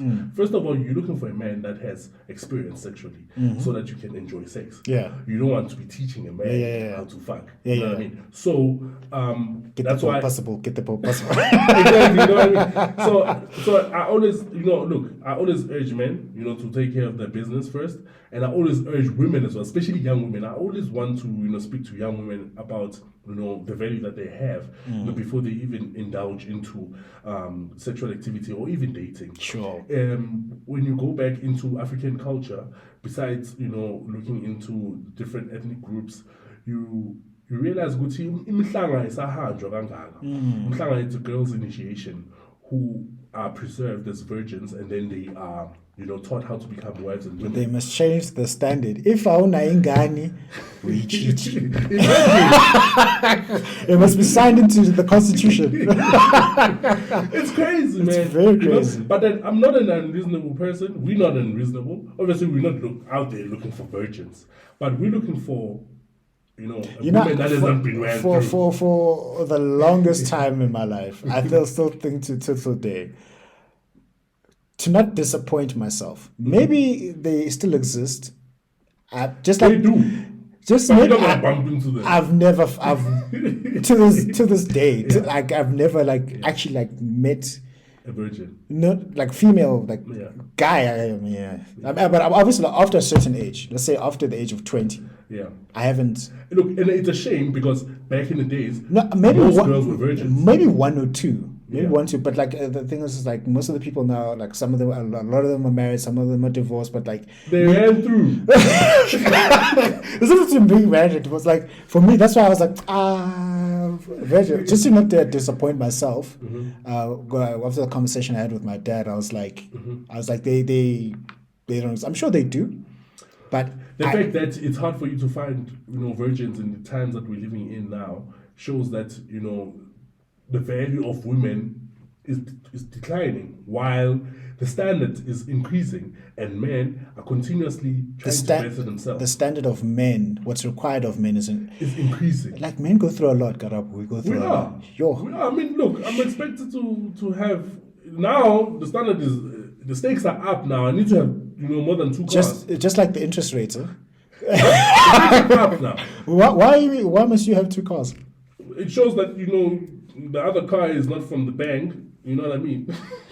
What is that got anything? Hey man, people are crazy out there. Women are looking for crazy things. Now they're not looking for, a nuclear family. They're not looking for, they're looking for some things that are crazy. And they don't understand that they are subconsciously competing against one another. Because Yeah. there is one of high value men and there's many of them. Yeah. You understand what I'm saying? It's like one too many. Yes. So if we can step out of this building right now, Yeah. we will see a bunch of hot women. If you go to the club, there's a lot of hot women. But if we step out of this building, chances are we're not going to see a high value man, meaning that they are rare. So now everyone is looking for that rare person. And now everyone's going to get them unless he marries 4 or 5 people. Back to the next question I wanted to ask. From your perspective, do you think polygamy can work? I'm going to take a sip on this one. So polygamy, in Zulu, what do they call it? Yeah. It's tembu. It's tembu. Yeah. It's tembu, with what I've learned, polygamy is everywhere in the world, by the way. Yeah. But what I've learned in the African culture Yeah. is not everyone can have his tembu. Yeah, this is just in preparation for when the lights go out, yeah. His tembu is a gift from Abapansi. Sure. For those who believe. Cool. I was at a church conference one time. It was the funniest thing I've ever heard ever. Like HUC a church conference. I want to name the organization. Yeah. So we were there at it's in the rural areas, okay. I think it was at Mkobot, somewhere in Pumalang. And the pastor gets up and says, Sibongu Jesu, because that's who you're there to worship. Sibongu Jesu Bazalan, Sibongu Jesu Bazalan. Can Ukoko at the back not get up and say, Kanye Nabodloti, I'm cool. I'm like, oh yeah, that's That's awkward. But I died laughing. I'm like, how? She kept it 100. She kept it 100, yeah. Anyways, so Africans believe that this tembu is a gift from Abapansi, and not everyone qualifies to have polygamy. Polygamy. Yeah. However, with polygamy, the whole point of polygamy, and this is funny, but it makes sense if you think deep into it. The whole point of polygamy is not for a man to marry multiple wives, but it's for every woman to have a husband. Ah, okay. Dr. Moore Johnson said the same thing. Well, if Atunde said the same thing.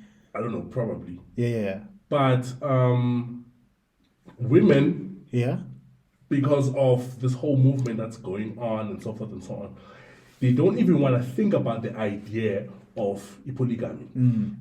And if I had to break it down to them, they're in a polygamy relationship. Break it down, brother. They're in a polygamy relationship as we speak right now. We've got certified side chicks, we've got people who are married, and they know about the main wife and so forth and so on. And the main wife knows about the side. Yeah, well, that is.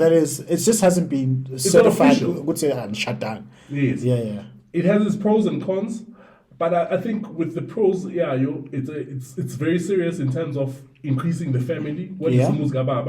And also having people that can assist in living. Yes. In terms of legacy. Yeah. And while you're working, they nurture the family. Yeah.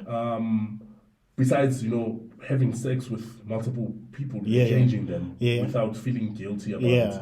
But the cons of it is that, especially in modern times, I think you can touch on that because you feel different about it. Yeah.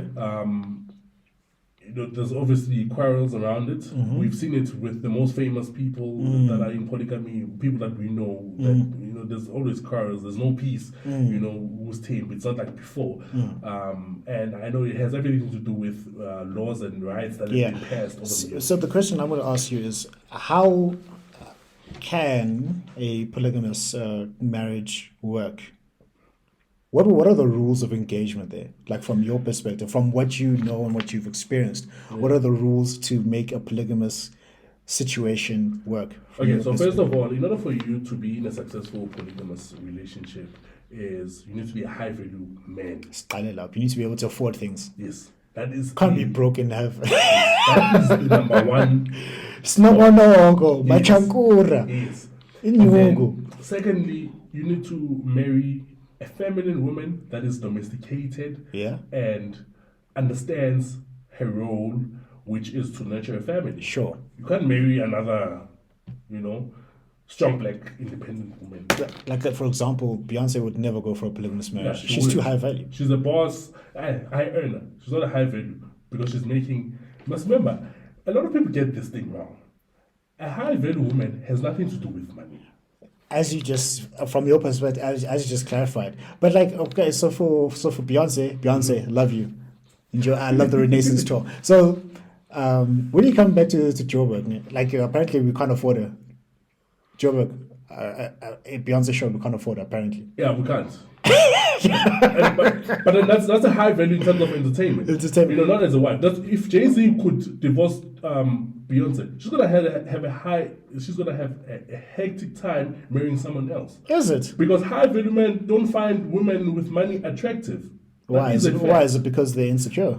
It has nothing to do with insecurity. I think another thing that I'm going to make you to think clear about is that a lot of people, they misconstrue the idea of insecurity. A man that is able to address something at the expense of losing it is very secured. Yeah. But then women, they say you are insecure, but then I'm telling you that, listen, I'm not going to stand for this, or this is what I don't want. Yeah. And they say they're insecure, but this person is very insecure because he's putting it on the line. He says, I'm not afraid to lose it. Yeah. That's very secure. That's very. So now, with Beyonce, it's an example. Yeah. Beyonce already has her own money. Yeah. Already has been married before. Yeah. Already. So now, from a woman's standpoint, that is not high value because high value men are not looking for that. Okay. They are looking for a woman that is modest. Okay. A woman that is making less than them in terms of money wise, Yeah. if not nothing. Yeah. And then a woman also that is pure. That is high value woman. It has nothing to do with money. I love Beyonce. I love you, by the way. Money does not make a woman high value. Okay. Only men. You understand? What I'm saying? I get you. Yeah. So if Jay-Z would divorce Beyonce right now, and I know a lot of people are gonna disagree with me. Yeah. Not everyone is gonna Everyone not a high value man is going to be clamoring. Like, listen, I never have to work. Debate about this. I never have to work again. Like that's the thing. I never have to work again. That's the thing. I'm gonna make another example. I'm saying me now, as a guy. I know. Never have to Let work me make again. an example with another woman that you think is a high value woman. Yeah. So Beyonce won't take care of you. Yeah. Long term. Yeah. You have Halle Berry, who was one of the most beautiful women, 3 years in the running. Yeah. She's still crying about child support, but she's rich, she's got money. Yeah. That tells you that women can't take care of men long term. Yeah. They still want money, even when they're rich. Oh, Halle Berry. Halle Berry. Halle You can Berry. look it up. Halle Berry was talking about child support. Child support. Yeah. And all of that. After, I think, divorce. Oh, yeah. But she's got money. Yeah, that's true. So, those are the things. No, I get you. Okay, so this is going back to polygamy. Yeah. I need you to tell me the cons of it. Yeah. Because I have explained it. The pros and the pros are not really as many of it. By the way, I don't support polygamy. But I just want to get someone else's perspective on this, because in the book I'm writing about it, and I just want to make sure that, because when I write something, I don't want to just say this is just what I just think from one angle.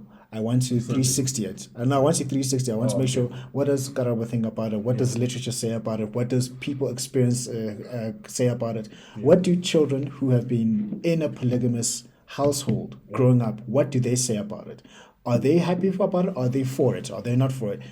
And so I'll start off by saying what my position is on polygamy. Just coming from a Christian faith and Christian background, immediately I'm going to say no, because my belief is that marriage is between one man and one woman.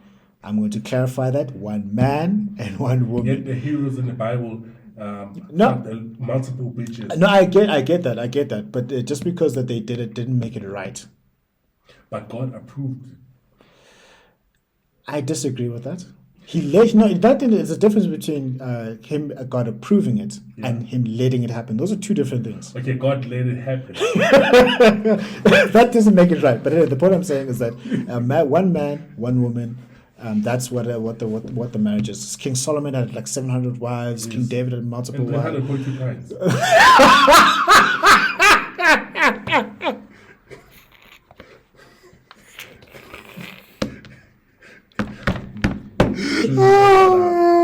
I'm a porcupine.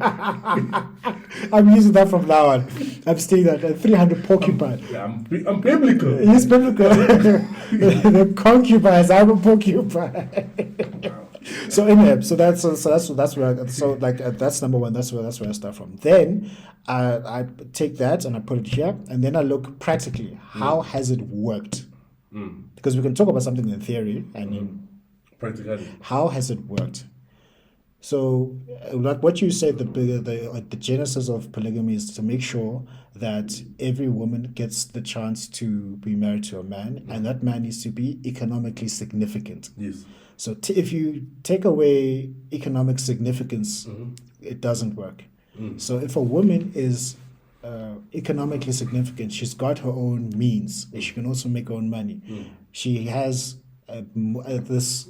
I'm not going to say self-esteem, but more of like a worth that she puts on herself. And then she says, I'm worth being the only one. Like Rihanna said, I want you to treat me like I'm the only girl in the world, or something like that. Just looking at also the modern times. So that's the mindset a lot of women are in today, because they want to be made to feel that they're the only woman in the world. Yes.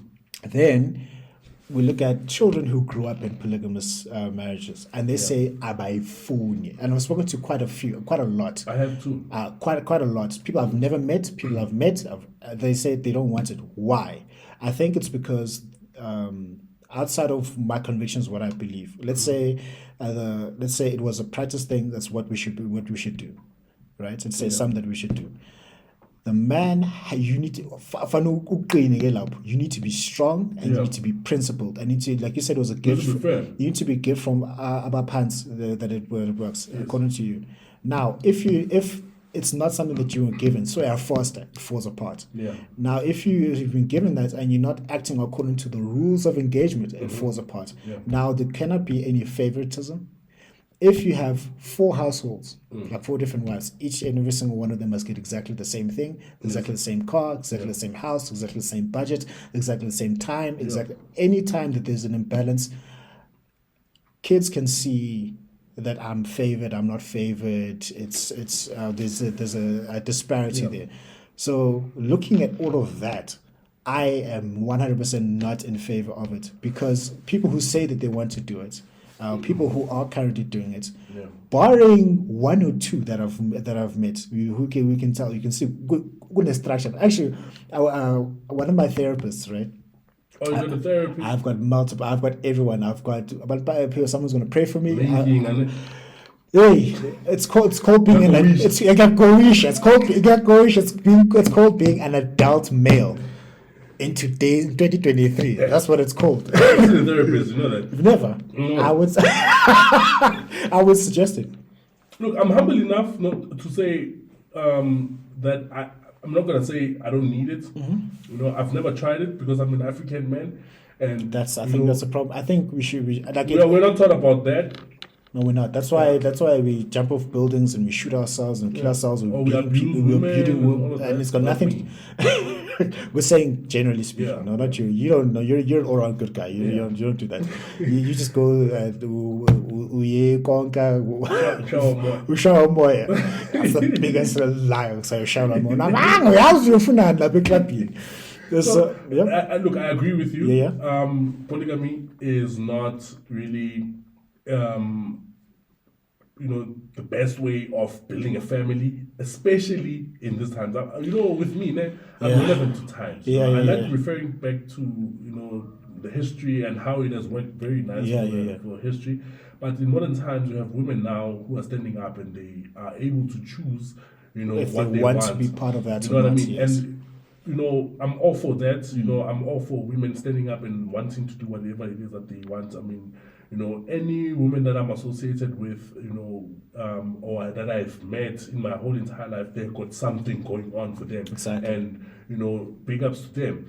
So, with regards to kids, I always believe in nuclear families. And that is, a father, son, mother, spending time together as a family. And, in polygamy, that's going to be impossible.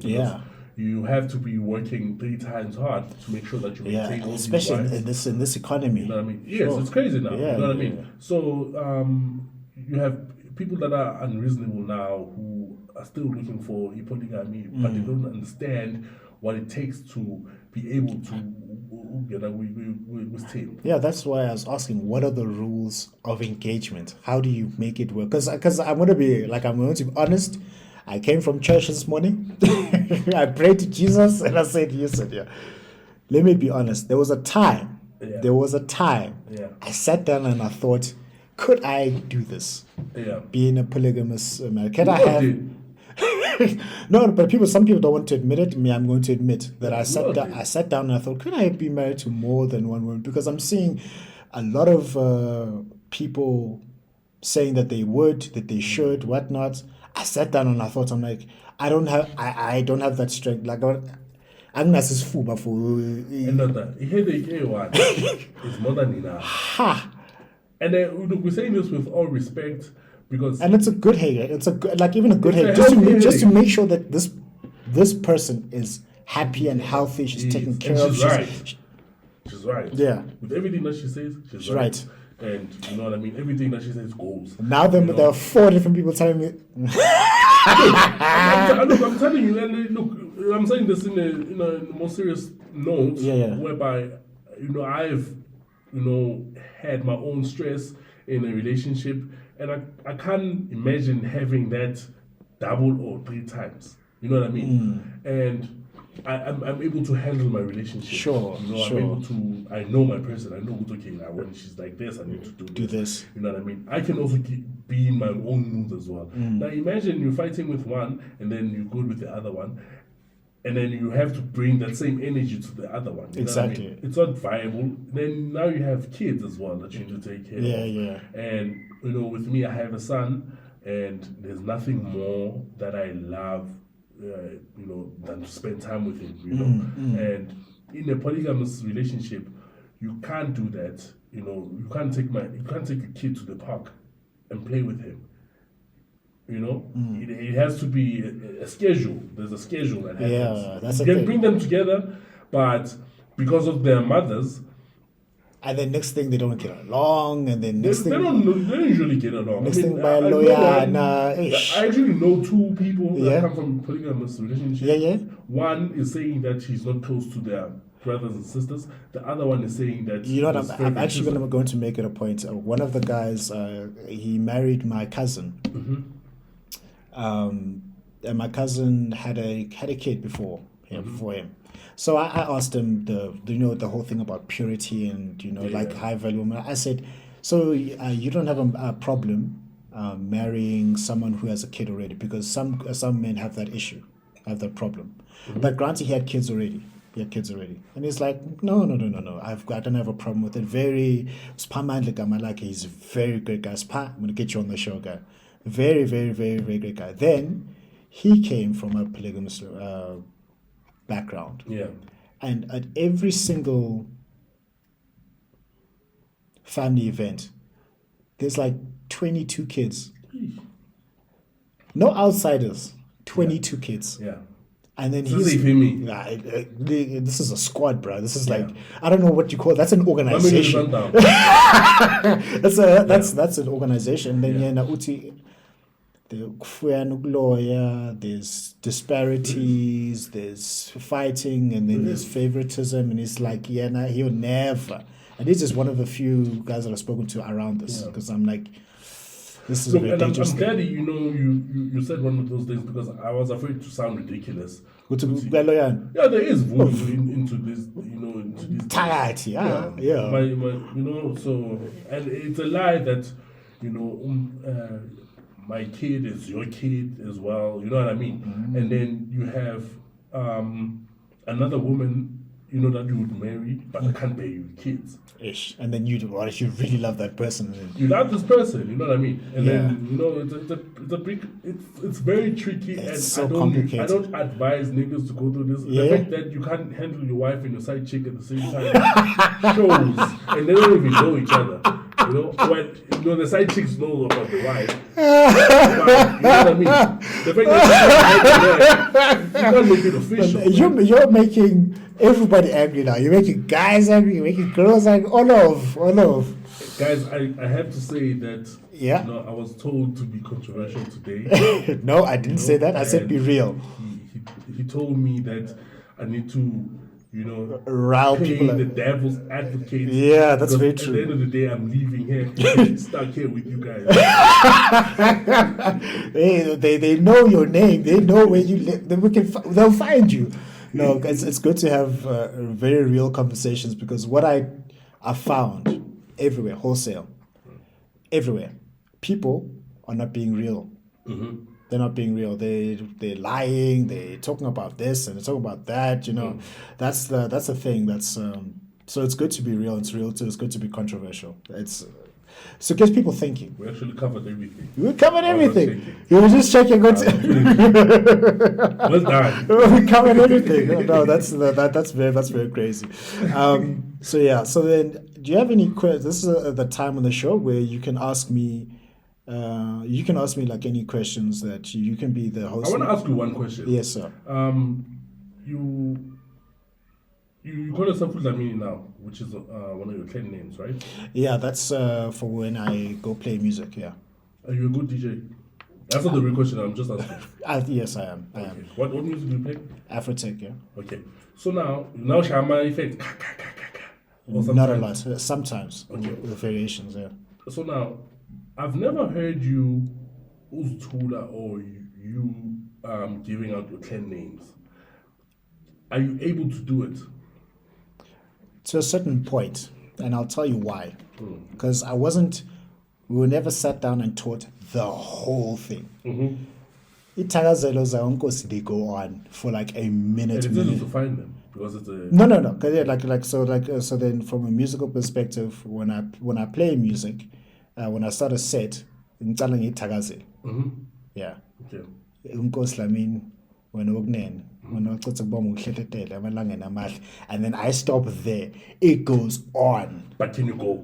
Can I go? Yeah. I'm putting myself through that process because I'm going to have kids. Yes. For I 7. My son, who's 3 years old, yeah, he knows all of them. Push. Can you push? But he can push. You push. Good, because you taught him. Yes. Right, exactly. You made it a priority. Yeah. Exactly. Tina. But the only thing he taught her to do is play PlayStation. No, he didn't teach me that.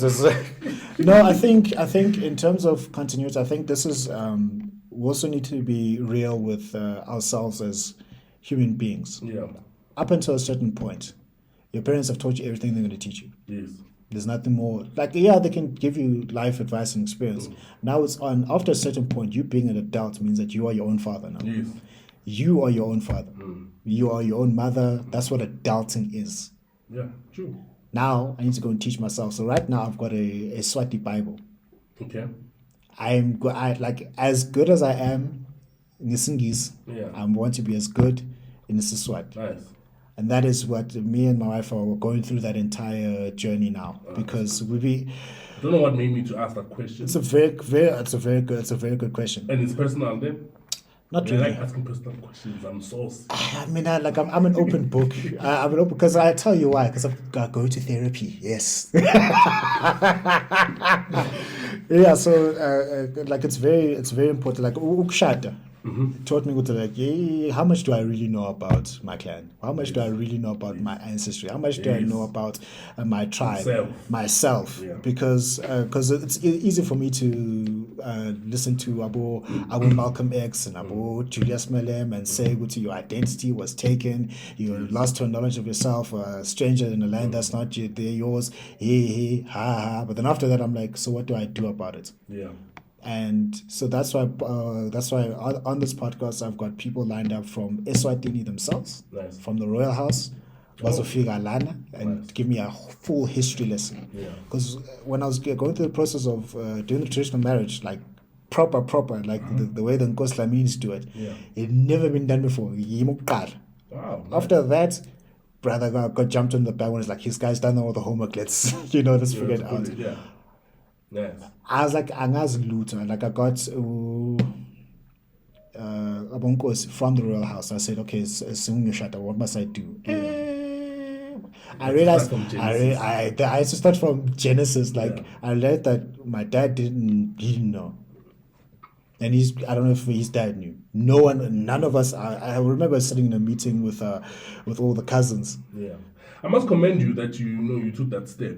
Part of the reason why I'm asking is because living in these times and in this world, we have kind of lost ourselves. Yeah, we have. And we don't taking accountability of the fact that our fathers didn't teach us. Exactly. My dad also didn't teach me Majola, and I know more than him. Yeah. You know what I mean? And now I don't want to, continue the same era that he did. That's why my son knows Itazalozaki. So also the reason why I was saying that is because I went to training at work, and they were asking us questions about. So there's this thing when you go on training. So with our company, there's a lot of branches and there's a lot of regions. So now we're meeting a lot of people from other regions as managers. So there's this thing during a training that they ask to say, okay, just stand up, introduce yourself, and then tell us which leader in the world that you look up to. So you stand up, introduce yourself, Jabulo James. I love Mandela because Mandela released us from bondage. Yeah. Sit down. Yeah. So people are standing up.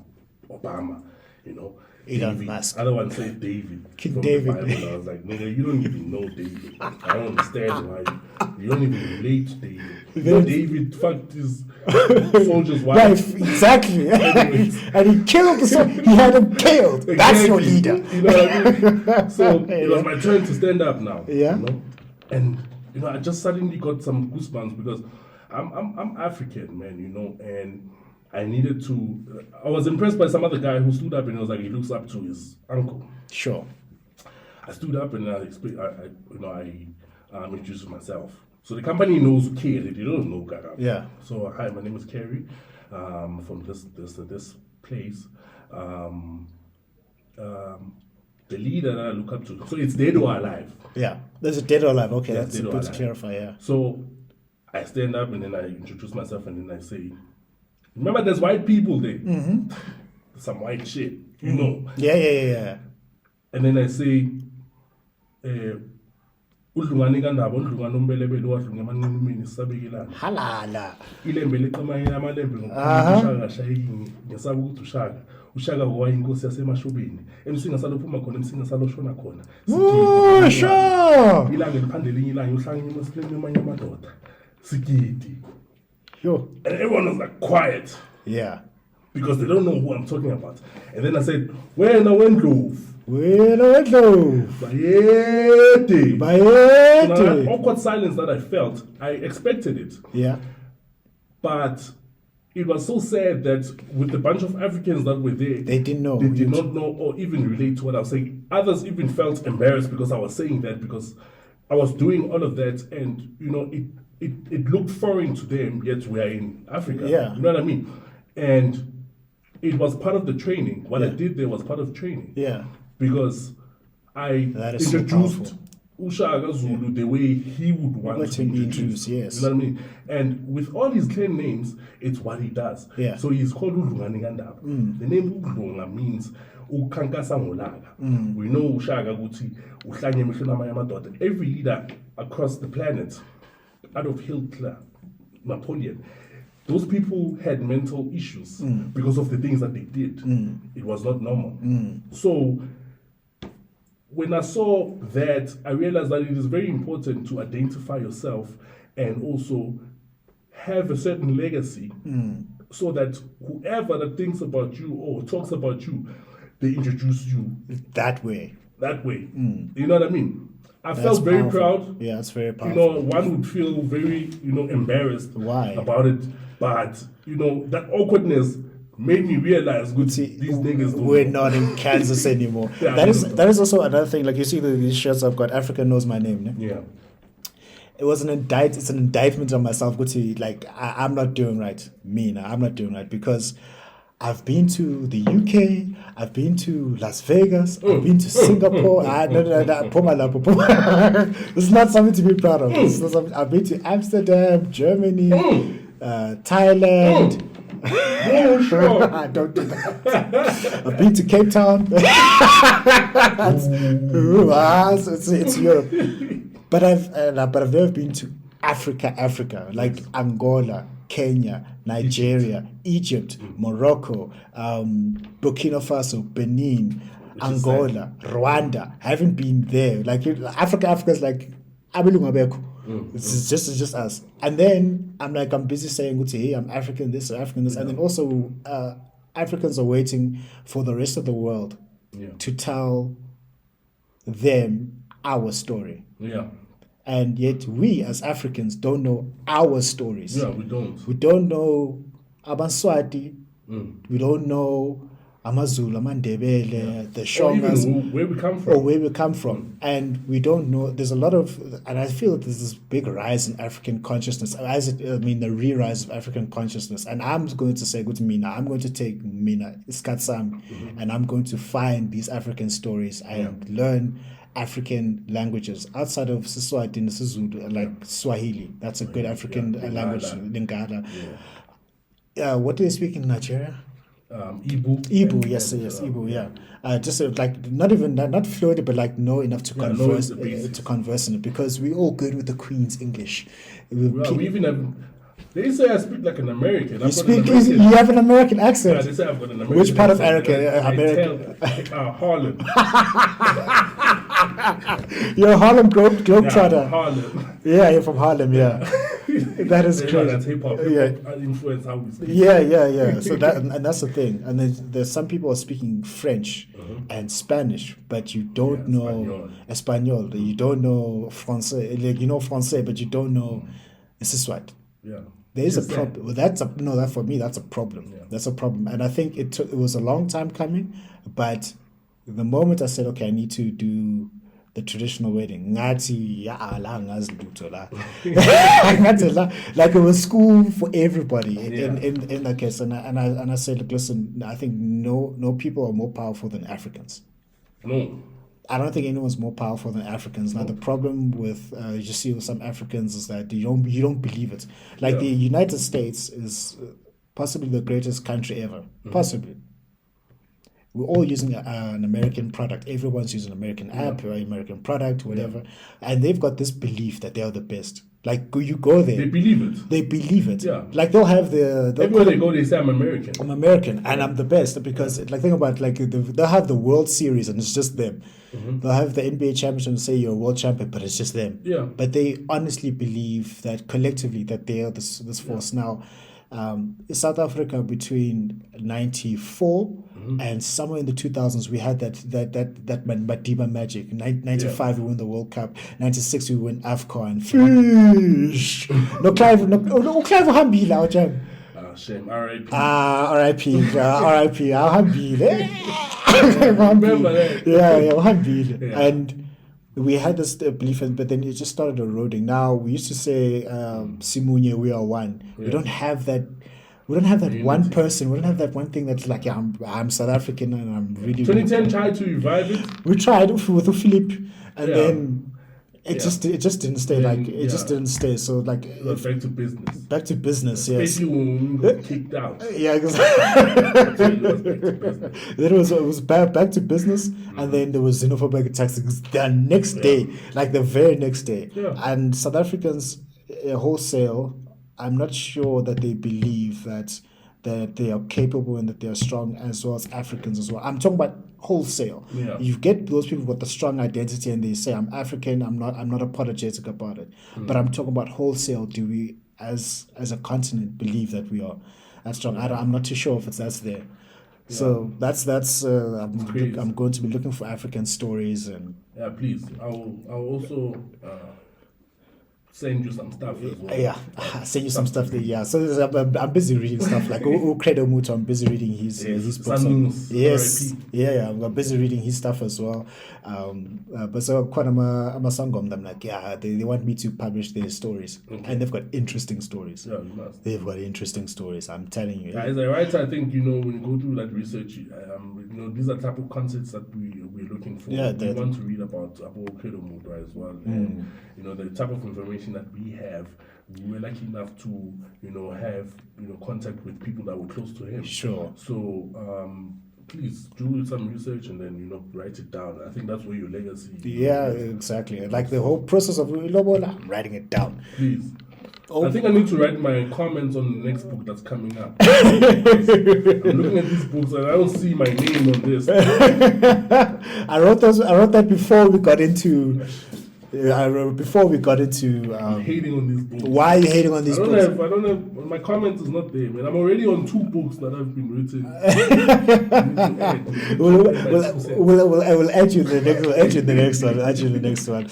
All right. So we're coming up on 2 hours. So is there anything more that you feel that you want to cover? So like you as Karabo, what is your final message? Because like there's so much to cover from guys like Andrew Tate, and what do you think about this whole red pill movement? Like we need a whole show for that.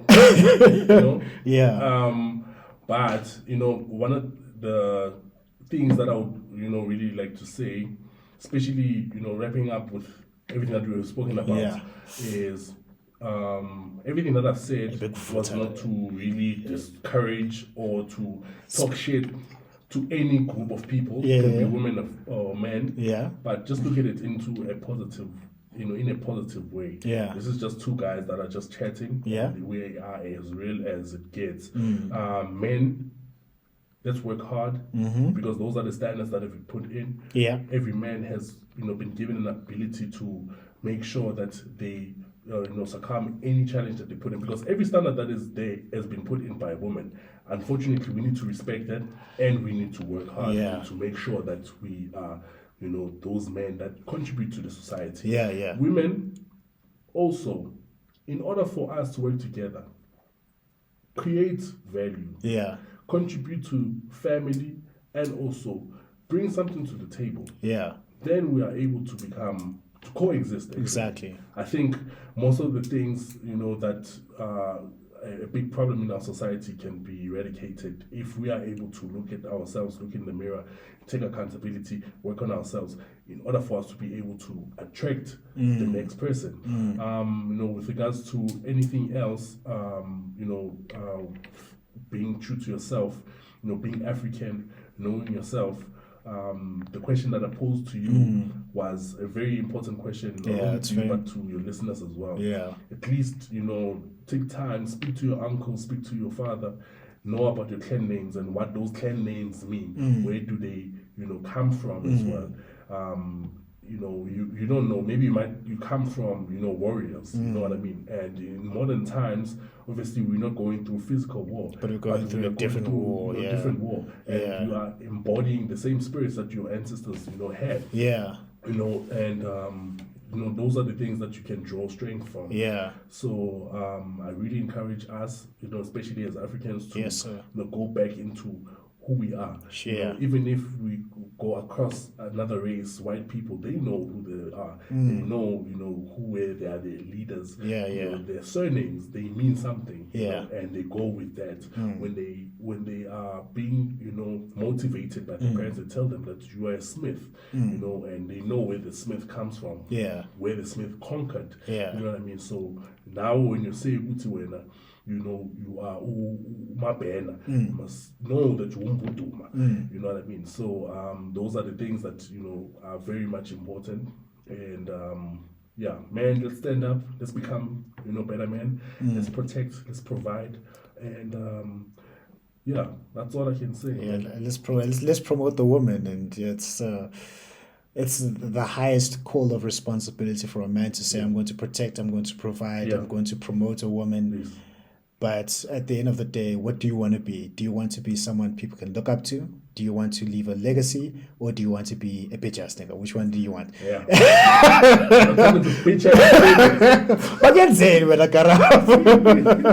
All right, cool. So that's us on another episode in the conversations part of the NJ podcast. Remember that success is a progressive realization of a worthy ideal. That means you're going after what you've always wanted to go after, and that's because it's aligned with your highest values, and that is the only way to live a truly fulfilled, inspired, and authentic life. And each and every single one of us have not figured life out. If anyone tells you they figured life out, they're lying. We're all trying to figure this life out. We all need to rectify the sins of the past and make sure we don't pass them on. We all need to know who we are. We need to know whose we are. We need to know where we come from, but more importantly, where we're going. And I think a lot of the problems that are in society today are because people don't have a strong identity and a realistic identity with everything that's going on. So, and people have got societal pressures that are put on them, but they don't know what they truly want and what they truly believe. And it's a very big call. And men, I believe, are the cornerstone of society and the world. The stronger the men are, the stronger the society are, and the more empowered women will be, because you've got empowered men empowering the women. You know what I mean? Not bitch ass niggas. Labo. All right, cool. Thank you very much, everyone.